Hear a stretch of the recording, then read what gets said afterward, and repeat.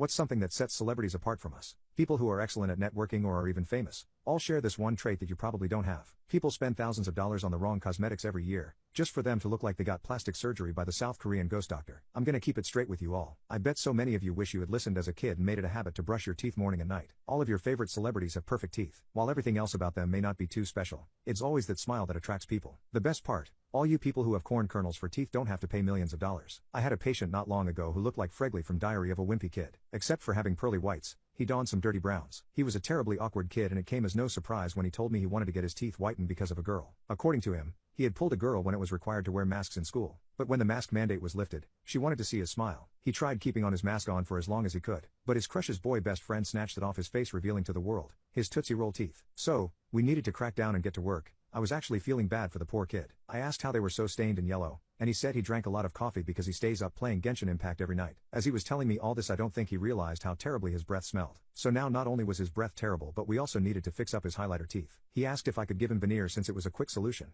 and he didn't want to get made fun of anymore. He said that if better teeth were going to change what little he had left of his teenage years, then he wanted to do it fast. I couldn't give him veneers, because that would only cover up the problem, not get rid of it. He wanted to know how he could get white teeth naturally, and my answer to him was that he needed to brush his teeth with toothpastes that don't have harsh chemicals in them, because brands like Crest and Colgate, which everybody uses for some reason, have fluoride and hydrated silica. Too much fluoride leads to brown spots in the tooth and weakens it, making it more brittle and easier to chip off. As for hydrated silica, it damages tooth enamel, and using it to brush your teeth is like using sand to clean glass. So, if he thought he was cleaning his teeth every day, he was actually doing more damage and making it far dirtier than before. I told him that just changing to a natural toothpaste with better ingredients would be more effective for him since the standard brands weren't working. Lately, I've only been giving my patients ORL toothpaste because it is hydroxyapatite, which prevents and heals cavities. It whitens the teeth, and has non-toxic chemicals, unlike fluoride and hydrated silica. It's also naturally occurring, so it comes with no side effects. ORL also has the best taste, which makes it easier for my patients not to go back to their usual sweet toothpaste. But if I'm being honest with you, any toothpaste without harsh chemicals works. That's just the one I have seen the best results from.